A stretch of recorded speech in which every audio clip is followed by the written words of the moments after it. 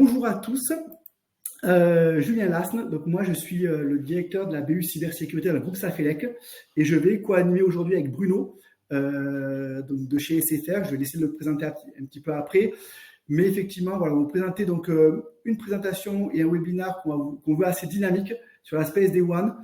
Comme je vous le disais en début, vraiment une partie très généralité au départ. On va réexpliquer ce qu'est le SD-WAN, dans quel contexte on est aujourd'hui et pourquoi le SD-WAN a du sens. Et après, Bruno nous fera un use case des clients communs qu'on a eu avec Bruno, donc avec le groupe Safelec et les équipes d'SFR. Peut-être Bruno, je te laisse te présenter 10 secondes et après on démarre. Oui, bonjour à tous. Donc Bruno Caligari, moi je suis avant-vente chez SFR. Avant-vente dit convergent, c'est-à-dire en fait toute offre chez SFR. Et en particulier également, je fais partie des avant-ventes qui animent et supportent notre réseau de distribution. Et en tout particulier, donc du coup le Safelec sur Lyon. Voilà, donc moi je suis basé à l'agence SFR de Lyon Saint-Priest. Et pour la partie géographique, donc moi je suis basé à Toulouse pour toute la partie cyber. On a aussi le centre de support et d'infogérance qui est sur Toulouse pour le groupe Safelec. Pour commencer, donc l'idée déjà, un petit point comme je vous disais, 2-3 généralités sur le contexte actuel, la partie SD-WAN avant de rentrer dans le cas concret. Petit point, n'hésitez pas à poser des questions sur le chat. On a 2 personnes de chez nous qui sont aussi 2 avant du groupe Safelec, qui sont David et Marwan, qui soit vont pouvoir répondre en ligne aux questions, soit nous on essaiera d'y répondre avec Bruno si on a le temps dans la demi-heure qui nous vient. Sinon, dans tous les cas, toutes les questions qui seront posées, on les collectera et on pourra revenir vers chacun d'entre vous si besoin. Mais voilà, David et Marwan sont aussi sur le chat avec vous et peuvent répondre en live à des questions si vous avez des points pratiques. Premier point aujourd'hui, finalement, de contexte actuel. Aujourd'hui, c'est quoi pour une PME, TPE, grande entreprise, les défis qu'on va rencontrer autour des SI, c'est de plus en plus de besoins et de services qui sont dans le cloud et hébergés.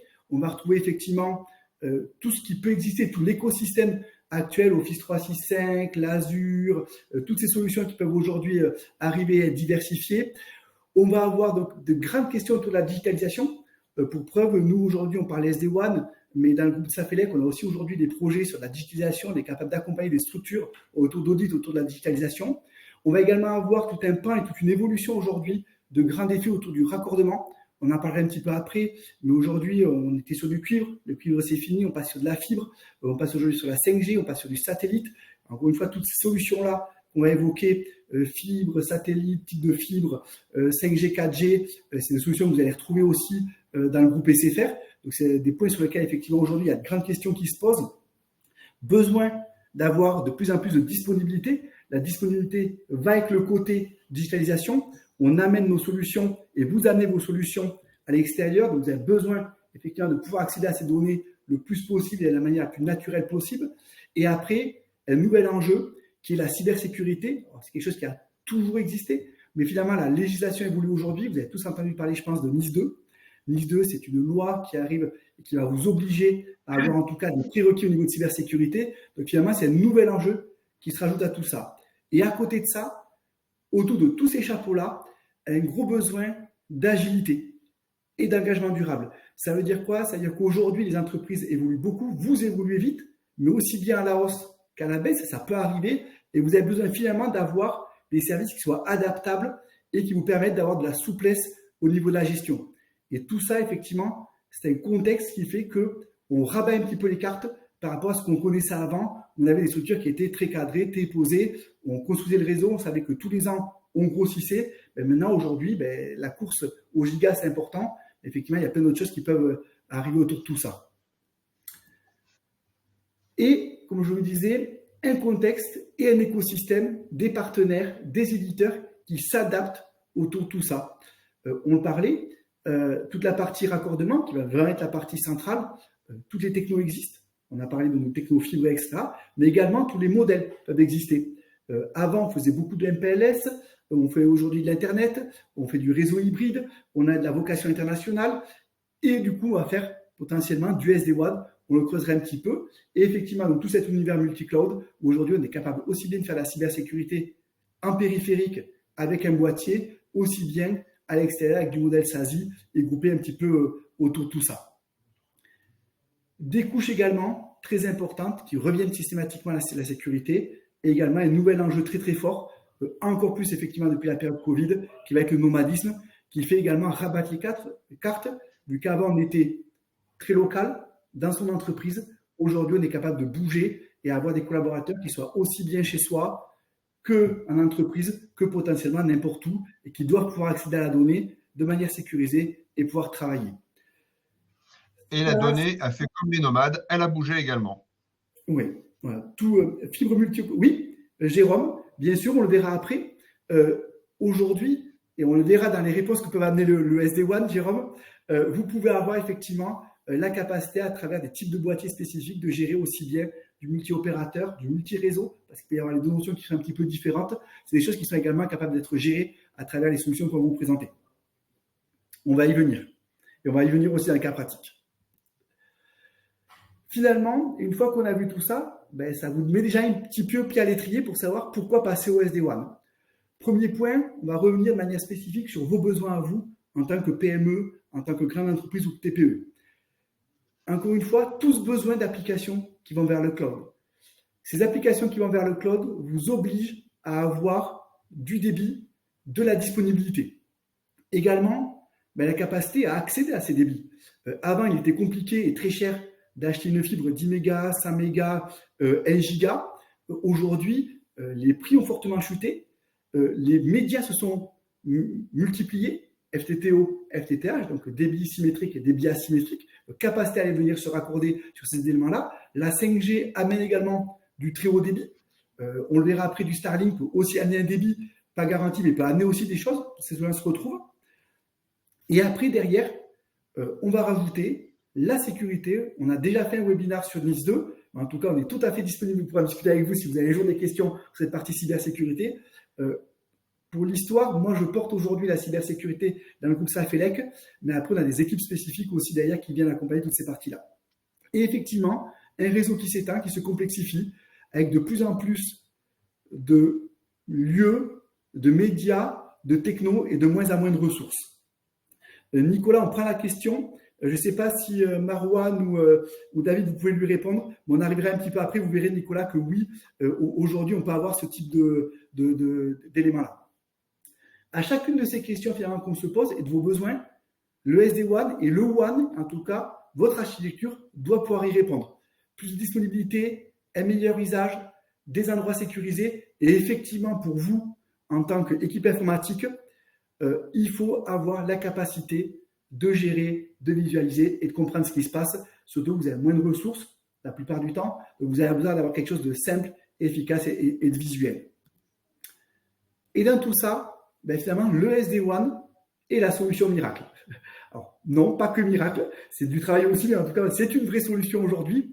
Et le SD-WAN, c'est 3 briques clés.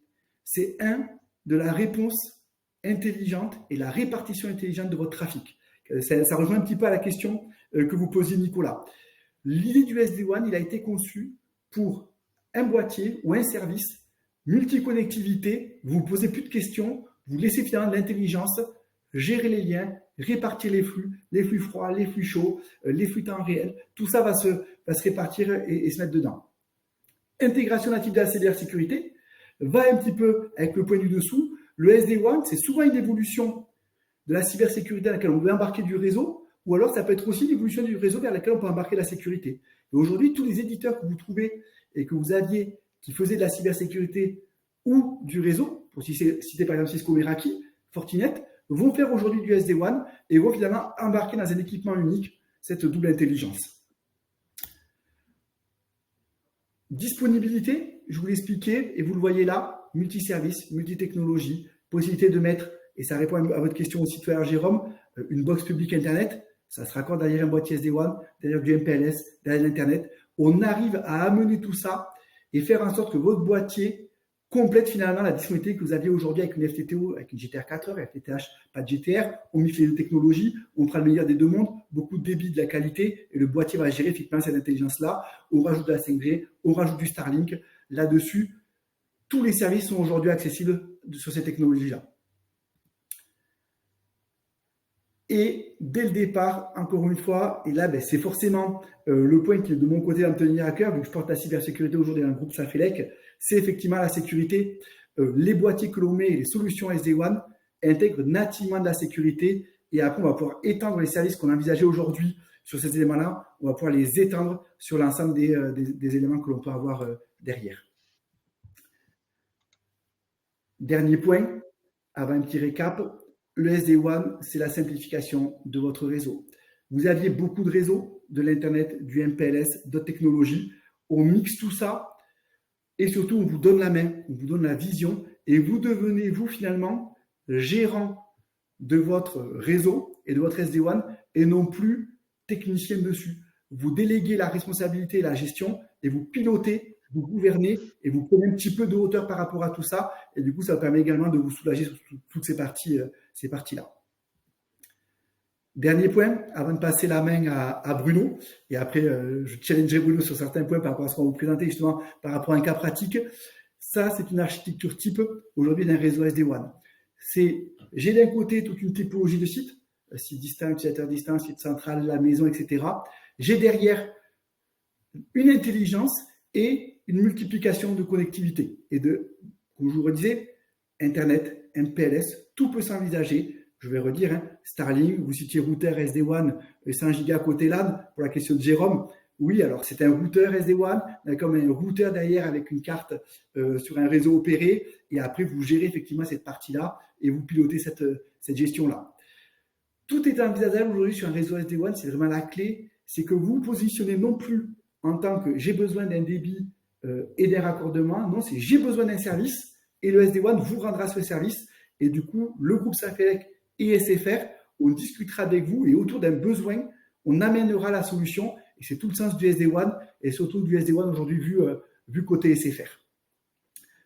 Bruno, je vais te laisser la main un petit peu pour rentrer dans une partie un petit peu solution et pratique de ce qu'on peut trouver aujourd'hui chez SFR. Et après, on gardera le temps qui nous reste sur la partie use case.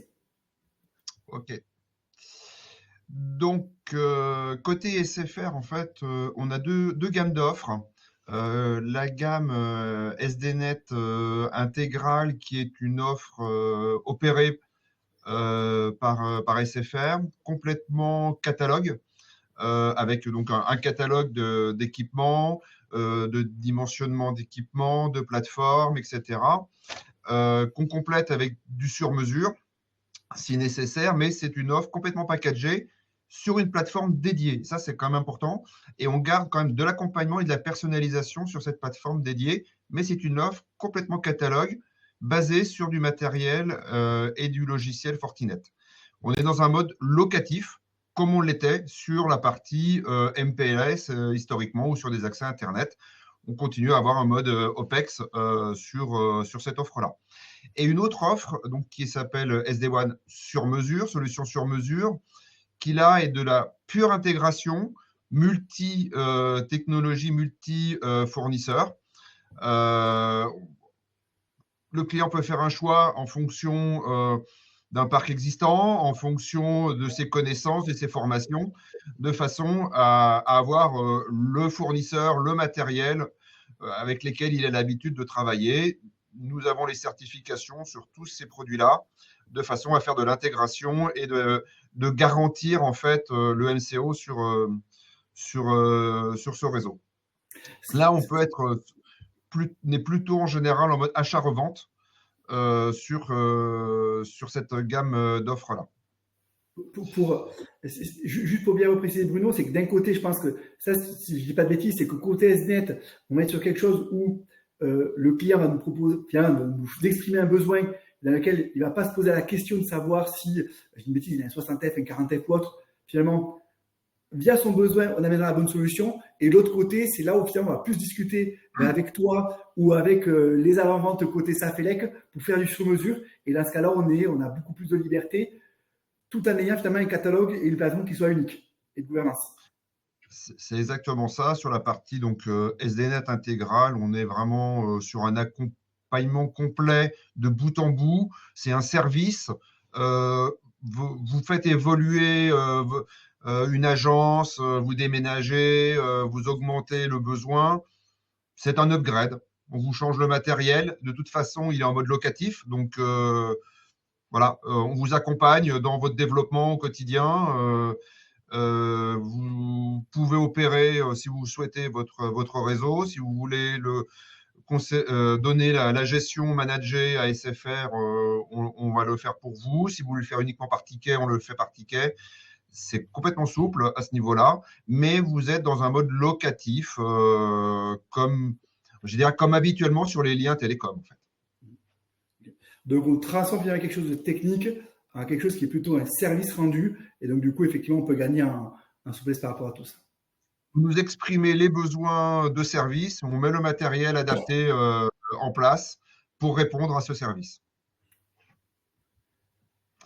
Et on le prend dans une gamme d'à peu près 5 matériels, mais c'est pas fermé. J'ai vu qu'il y avait des questions sur le 10 gigas. Effectivement, le 10 gigas LAN n'est pas dans les 5 catalogues, mais on est capable d'aller chercher dans les compléments sur mesure des machines qui vont faire du 10 gigas LAN. Là-dessus, ce qu'il faut vraiment, je pense, appréhender, c'est que on aura la solution. Et justement, si demain, enfin, on se présente sous forme d'un groupe, hein, c'est vraiment un partenariat, ça fait avec SFR. Vous avez l'expertise SFR, vous avez l'expertise locale, ça fait l'EC. Et c'est vraiment la combinaison de ces deux-là qui fait que dans les solutions sur mesure ou dans le catalogue générique, on arrivera à trouver les bons services. Faut pas se freiner. On trouvera la solution effectivement autour de tout ça. Et après, derrière tout ça, effectivement, ce que tu vas nous montrer, Bruno, c'est qu'il y a des boîtiers, mais il y a aussi finalement tout l'écosystème derrière, côté SFR. Donc, pour continuer, l'offre SDNet est une offre qu'on appelle OTT. Donc, c'est un socle qui va s'installer en fait au-dessus des accès existants ou d'accès à commander.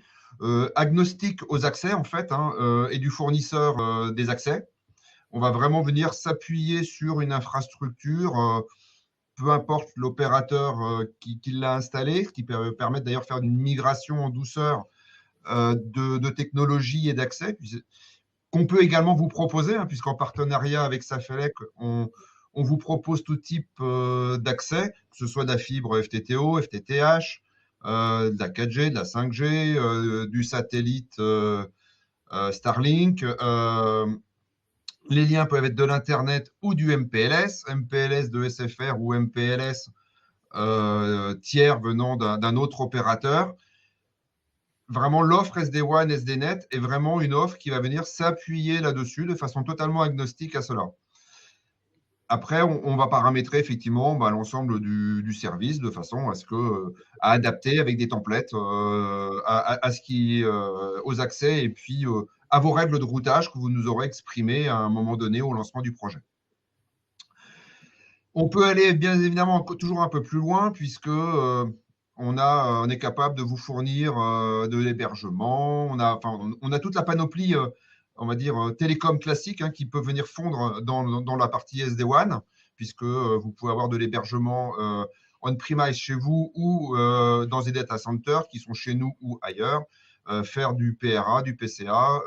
On peut compléter les offres par des offres de LAN to LAN. On verra dans use case qui suit que le client avait fait déjà ses choix historiquement. Et puis, on peut également intégrer l'écosystème qu'on appelle SD-branche de Fortinet, c'est-à-dire en fait les switches, les bornes Wi-Fi qui sont totalement intégrés dans le manager en fait de Fortinet et donc du SDNet.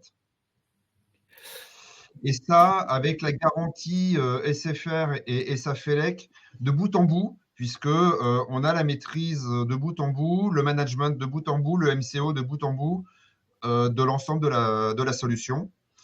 Et de façon simple pour vous, puisque vous avez un seul interlocuteur commercial et un seul guichet en déploiement et en exploitation. Ça, c'est un point important, puisque vous ne serez pas dispersé, en fait, à faire un directeur de projet de votre côté, mais vous aurez en face de vous, en phase commerciale, un commercial, un avant-vente, en phase déploiement, un chef de projet qui va gérer à la fois la partie déploiement ICT SDNet mais également la partie télécom, si vous avez fait le choix d'acheter des accès côté SFR Safelec. Et puis, si vous êtes déjà client SFR, c'est aussi ce même chef de projet qui aura la responsabilité de faire les upgrades ou d'adapter vos accès au nouveau réseau SD-WAN que vous aurez choisi. Et en exploitation, même principe, un guichet unique, un seul numéro, un seul ticketing, et c'est SFR derrière qui fait l'analyse si le problème vient du SD-WAN, s'il vient des liens telco, et qui va gérer en interne après la répartition des personnes qui doivent intervenir pour dépanner. Du coup, si on résume, la solution SD-WAN et SFR Safelec, vous ne posez pas trop de questions, vous exprimez un besoin fonctionnel, vous avez déjà un réseau existant, un PLS Internet, on regarde avec vous, on voit comment ça peut s'intégrer, tous vos accès sont disponibles, bien évidemment qu'on est capable de les prendre, vous avez des accès qui sont aujourd'hui déjà engagés, on peut faire des montages en parallèle. L'avantage, encore une fois, du SD-WAN, c'est cette agnosticité, je me suis lancé dans un mot compliqué, c'est d'être indépendant de la liaison que vous allez avoir. Bien évidemment qu'on sera content si vous l'amenez avec nous, et finalement, c'est la facilité à la fin d'avoir un opérateur et un acteur unique. Mais par contre, on est capable d'absorber du MPLS chez un tiers, de l'Internet et des services qui peuvent être à côté. On va rentrer maintenant dans un use case. Pardon. Ouais, je voudrais juste faire une petite précision sur les accès telco. Effectivement, on peut mixer des accès d'opérateurs tiers avec des accès SFR, mais on peut aussi faire des études côté SFR d'accès sécurisé. C'est-à-dire on peut travailler des accès avec des parcours fibres indépendants qui sont encore une garantie, on va dire, supérieure par rapport à deux accès d'opérateurs différents. Deux accès d'opérateurs différents vont travailler des peerings peut-être différents, par contre ne garantit pas les parcours fibres différents. En tout cas, pas nativement. Alors que si c'est nous qui fournissons les accès, deux accès FTTO, on travaillera avec vous pour essayer de différencier les parcours et donner un maximum de garantie d'indépendance des parcours. Les offres finalement que l'on connaissait côté réseau sont maintenues finalement sur le côté SD-WAN, mais effectivement le boîtier va rajouter cette intelligence complémentaire qui n'existait peut-être pas aujourd'hui quand on avait deux liens avec deux parcours séparés sur deux parcours de fibre optique ou des choses comme ça. On vient compléter du coup une offre qui existait. On met plus d'intelligence sur quelque chose qui existait. C'est ça, voilà, on rajoute de l'intelligence, c'est une bonne expression. On rajoute de l'intelligence, on rajoute des capacités de traitement, d'analyse, de routage applicatif et non pas uniquement de la qualité de service, donc de priorisation, et puis de la répartition très statistique avec une session à droite, une session à gauche, et puis c'est tout. Ou alors du nominal et du secours. Là, on est capable d'aller beaucoup plus loin, de déterminer des routages sur un accès, sur un autre, en fonction de l'application qui va être sollicitée. On va le voir sur le cas pratique parce que je vois juste le temps qui passe. Bon, c'est un peu bavard.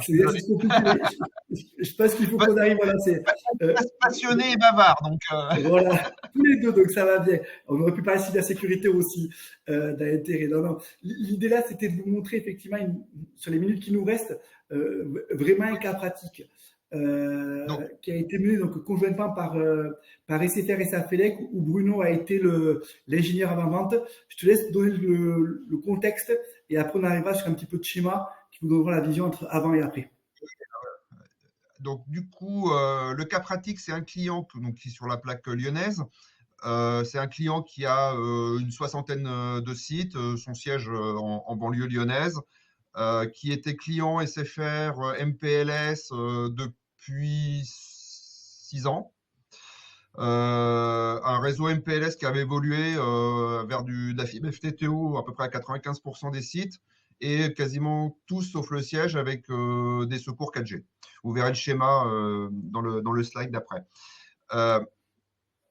Ce qui était demandé par le client dans son évolution, c'était de faire évoluer les débits sur les liens FTTO, puisque en fait, on avait les applications internes qui demandaient de plus en plus de débit, supprimer les liens DSL, puisque évidemment, comme disait Julien tout à l'heure, c'est plus pérenne. L'Office 365 qui prenait de plus en plus de place, qui nécessitait de l'évasion locale. Améliorer la disponibilité des liens, et puis par contre maintenir la QoS qui est important pour les applications, et puis la visibilité, donc on appelle VA chez SFR, la visibilité applicative, qui permettait de voir précisément en fait l'occupation des liens application par application et dans les COS. Ça, c'est quelque chose que le client tenait à garder. Et puis la proactivité également, donc c'est-à-dire l'ouverture des tickets en cas d'incident automatique, sans être obligé d'ouvrir les tickets par lui-même. Donc on a travaillé avec ce client sur de multiples propositions, qui étaient de faire évoluer son réseau MPLS en mettant de l'évasion Internet directement dans le MPLS, ou alors étudier une solution SD-WAN. Et évidemment, la solution qui a été retenue, c'était la solution SD-WAN. C'est pour ça qu'on vous en parle aujourd'hui. Donc là, vous avez sous les yeux le réseau historique. Donc un grand nombre d'agences qui étaient fibre optique FTTO avec secours 4G, quelques sites mêlant encore un peu de DSL avec de la DSL ou du SDSL et du secours 4G. Un siège constitué de 2 bâtiments data center, plus un bâtiment hébergeant donc, les personnes travaillant au siège, 750 personnes à peu près. Et puis, ce sont des gens qui font des chantiers et qui nécessitent de temps en temps, quand les chantiers sont un petit peu longs, d'avoir du réseau raccordé à leur WAN. Donc, c'est pour ça qu'on a aussi des routeurs 4G qui prennent sous le coude et puis qu'ils emmènent dans les Algeco en fait, de chantier. Là, je pense que voilà, un point qui est important, c'est que on est sur une architecture très traditionnelle. Cette architecture-là, elle est représentée pour 60 sites. Demain, vous avez 10, 20, 30 sites. Vous avez certainement un type d'architecture. Donc, ne pas se focaliser sur la quantité de sites, finalement, c'est vraiment cette typologie d'usage. Là, effectivement, on était sur quelque chose qui était conséquent. Demain, la même problématique, la même organisation va se retrouver sur 10, 20, 30 sites. Là-dessus, c'est pas les arguments vont être les mêmes et les réflexions vont être les mêmes finalement sur la finalité de l'organisation qu'on va proposer. Les réseaux MPLS aujourd'hui, c'est de 2 sites à plusieurs centaines de sites, et en SD-WAN, on va être à peu près dans les mêmes gabarits. Donc voilà, ce qui a été réfléchi par le client, c'est cette solution. C'est donc le SDNet intégral, avec une plateforme dédiée en cœur de réseau SFR, qui embarque le hub directement sur la plateforme en cœur de réseau hébergé sur les plateformes de SFR, Courbevoie et Val-de-Reuil, donc séparés de 90 km l'une de l'autre. Le client a choisi également d'avoir une redondance complète de son hub sur nos 2 plateformes. Donc, c'est un mode HA entre les deux lieux d'hébergement SFR. Le client souhaitait avoir donc de l'évasion locale pour la partie Internet, ce qui a été mis en place à la fois sur les fibres mutualisées, puisque le gros en fait des sites, des agences sont constitués de fibres FTTO plus de fibres mutualisées de type FTTH, qui apportent à la fois beaucoup de débit sur la fibre mutualisée et beaucoup de qualité de service sur la partie FTTO qui a été maintenue sur le réseau MPLS. Donc, le client garde son réseau MPLS et on ajoute de l'Internet sur chacun des sites et on supprime le backup historique du MPLS. C'était ça l'idée. Ce qui peut être intéressant là aussi, c'est que là, on voit effectivement tous les sites sont encore une fois en réseau Internet et SFR Connect. Demain, vous avez un site qui doit migrer quelques mois après, qui est encore à l'heure actuelle sur une patte, sur un réseau Internet, sur un réseau tiers, pas de problème non plus. Le boîtier va venir ramener exactement comme un réseau Internet local chez SFR, va ramener finalement cette intelligence-là. C'est vraiment quelque chose qui peut se voir dans un modèle de Big Bang, mais vraiment l'intérêt aussi des solutions SDNet intégrales et des solutions SD-WAN, c'est cette capacité à venir s'intégrer dans votre réseau de manière progressive. On va amener petit à petit, raccorder vos sites, les compléter et arriver finalement sur un réseau global, homogène, et qui, dans son homogénéité, peut avoir plein de verrues partout, sur des services différents, des technologies différentes. On voit 4G+, on voit 5G, on voit pas Starlink parce que c'est nouveau chez SFR, mais aujourd'hui on sait faire aussi du Starlink. Donc on a tout ça un petit peu qui est capable de venir se greffer. On déborde un petit peu. Ce que je te propose, Bruno, c'est rapidement, qu'est-ce qui a fait aujourd'hui que le couple gagnant, ça a été SFR avec Safelec, et finalement, quels ont été les petits critères différenciants et qui ont fait que derrière, on est arrivé à ce beau projet. Voilà. Ça sera peut-être le mot de la fin, mais n'hésitez surtout pas, là, il nous reste encore un petit peu de temps. Si vous avez des questions, posez-les. Que ce soit Marwan qui répond déjà en direct ou David, on y répondra avec plaisir. Mais voilà, n'hésitez pas. Et je te laisse, voilà, c'est pourquoi on a gagné ce beau projet ensemble. Alors déjà, les attentes du client, c'était d'avoir un interlocuteur unique. Donc ça répondait bien à notre offre. D'avoir un build, enfin une solution clé en main, que ce soit la construction, que ce soit le maintien en conditions opérationnelles et puis la responsabilité de bout en bout avec un guichet unique. Ça, c'était un critère très important pour le client auquel on a pu répondre avec SDNet Intégral. Il voulait quand même avoir la main pour pouvoir opérer ces modifications comme il le souhaitait et vouloir monter en compétence sur l'exploitation. Donc là, pareil, on a fait un transfert de compétences au client de façon à ce qu'il puisse opérer lui-même des modifications simples. Et quand c'est un peu plus complexe et qu'il ne se sent pas sûr et qu'il a peur de casser, il fait appel à SFR, les compétences internes, pour le conseiller et faire les modifications. Et comme je disais tout à l'heure, il voulait garder les SLA et puis la visibilité sur son réseau qu'il avait historiquement sur le MPLS. Et ça, on l'embarque de base sur la partie SDNet intégrale avec du coup le maintien du MPLS pour tout ce qui est ECOS et la visibilité qui est très très poussée sur la partie SDNet intégrale où on remonte à travers le FortiAnalyzer beaucoup d'informations et la possibilité de remonter des graphes à la demande comme le client le souhaite. Donc nos forces, ça a été le relationnel avec ce client, puisqu'il était client déjà depuis 6 ans, qui faisait confiance à la fois à Safelec et puis à SFR, qui était de tout temps impliqué en fait dans son suivi également. L'offre SD-WAN en mode OPEX, donc location, c'était l'attendu du client, donc ça répondait parfaitement à sa demande. L'éligibilité FTTO et puis FTTH qu'on a sur la France était aussi un critère important pour faire le lien et avoir, on va dire, l'intégralité du projet, puisqu'on a pu couvrir, vous avez vu, à peu près plus de 98% de ces agences en FTTH et puis en fibre FTTO, 100% en FTTO d'ailleurs pour le coup.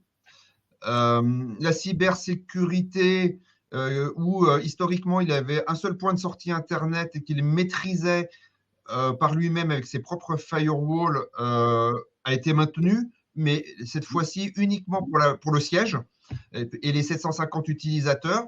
En revanche, pour toutes ces agences, il a fait confiance au SD-WAN et aux UTM de Fortinet pour faire de l'évasion locale pour l'ensemble de ces agences, et puis utiliser l'accès Internet du hub, puisque là, pour le coup, on fournit aussi une connectivité au niveau du hub vers Internet et vers le MPLS pour pouvoir avoir une garantie et une résilience sur ces adresses IP présentées en sortie, pour quand il fait de la maintenance chez ses clients qui l'identifient avec des adresses IP publiques connues, de façon à ce que n'importe qui ne puisse pas évidemment rentrer sur leur propre réseau. Comme je vous disais, on a fait un transfert de compétences pour qu'ils soient capables de faire ces modifications en autonomie sur son réseau, tout en étant toujours nous derrière si besoin, de l'accompagner, de le conseiller, parce qu'en fait, parfois avoir un peu de conseil permet de faire les choses, on va dire, dans les règles de l'art, voilà, tout simplement. Et puis on a rajouté une prestation de ROC, donc de responsable opérationnel de compte, pour l'accompagner sur toute la partie facturation, escalade, etc., suivi du quotidien de son réseau qui est devenu très global avec une grande multitude d'offres. Là-dessus, je pense que ce qui va être important, c'est que il y avait un vrai challenge côté client, et c'est les challenges que vous allez retrouver vous pour les personnes qui sont présentes au niveau d'une TPE, d'une PME, d'une ETI, n'importe. Ces challenges-là, on les retrouve partout, et le couple gagnant qui va être SFR avec sa capillarité, son offre de service, ses expertises, va être complété d'une proximité que vous allez avoir avec le groupe Safelec. Nos équipes côté Safelec, elles complètent et elle additionne des compétences à l'expertise que vous allez avoir côté SFR, et ce couple gagnant va vous amener cette proximité et va permettre finalement, sur l'ensemble des points qu'on évoquait, à trouver des fois les petites spécificités qui vont bien et à arriver comme ça à manœuvrer à travers ce monde-là. C'est un monde au niveau du réseau qui bouge beaucoup aujourd'hui. Toutes les solutions, on les a avec SFR. Après, le but, c'est de trouver dans tout ça la bonne solution et la bonne granularité. Je ne sais pas s'il y a quelques questions, peut-être pour les 1 ou 2 minutes. On déborde un petit peu sur le timing. J'en suis désolé, mais vous avez compris, avec Bruno, on est très bavards tous les deux. C'est une belle histoire à raconter sur le SD-WAN. On est capable de vous accompagner. Dans tous les cas, on reviendra vers vous pour les personnes qui sont présentes ou qui n'ont pas pu assister. On vous fera parvenir dans tous les cas ce webinar. Je ne sais pas si tu as un petit mot de la fin, peut-être Bruno. En tout cas, remercie les gens qui sont là, c'est sûr. Remercie aussi évidemment, remercie. David, c'était un petit mot. Et dire à tout le monde qu'effectivement, avec Safelec, déjà on a l'habitude de travailler ensemble, hein, puisque sur toutes les agences SFR et Safelec sont présentes et travaillent en binôme au quotidien, qu'on a beaucoup de ressources spécifiques réseau d'un côté et de l'autre pour déterminer vos besoins et y répondre voilà, au mieux, avec un fort accompagnement. Sur ces réseaux, on met en place des ingénieurs pour faire des réunions de travail avec vous, parce que souvent, c'est quand même un petit peu une modification d'une façon de travailler. Donc, il faut y réfléchir. On a des gens qui ont les bons réflexes, en fait, de conseil. Donc, on fait un workshop avec vous pour lancer le projet, et on fait des sites pilotes qu'on valide avec vous pour être certain que ça répond bien, que les templates sont corrects. Et une fois que ces sites pilotes sont faits, on lance tout ça en mode industriel pour ensuite accélérer le déploiement, évidemment, puisqu'on ne peut pas tout faire à l'unité. Hein, ce n'est pas le principe, surtout quand il y a un grand nombre de sites. Mais tout ça dans l'accompagnement, dans la modification qui est faite, qui est opérée entre nous, toujours avec le conseil. Et puis après, le run avec un guichet unique. Je pense que ça aussi, c'est un point fort. Il n'y a pas un intégrateur d'un côté, un opérateur de l'autre. Voilà, il y a un guichet unique. Et ça, je pense que c'est un point très important. Voilà. En tout cas, je remercie tout le monde de cette écoute. Ouais, merci beaucoup. Merci Bruno aussi, parce que c'est une vraie expertise qu'on a avec Bruno sur ce dossier-là. C'est un dossier qui n'a pas été évident, qui a nécessité beaucoup de travail. Et voilà, ce qu'on voulait vous montrer, c'est qu'au-delà de la théorie, on a vraiment aujourd'hui des histoires pratiques autour de ces services, de cas concrets, et on saura vous répondre et vous accompagner si vous avez des points, des besoins. Je vois qu'il y a pas mal de questions. Encore une fois, je remercie les personnes à distance qui ont organisé aussi ce petit webinaire. On a essayé d'être concis avec Bruno, même si ce n'est pas évident. Marwan, David, Nathalie, merci à vous. On va vous souhaiter à tous une très bonne journée. N'hésitez pas à revenir, que ce soit vers les équipes de Safelec ou des CFR, si vous avez des questions, des points à creuser. Ce sera avec plaisir que nos équipes discuteront avec vous. Et je vous souhaite à tous une très bonne journée.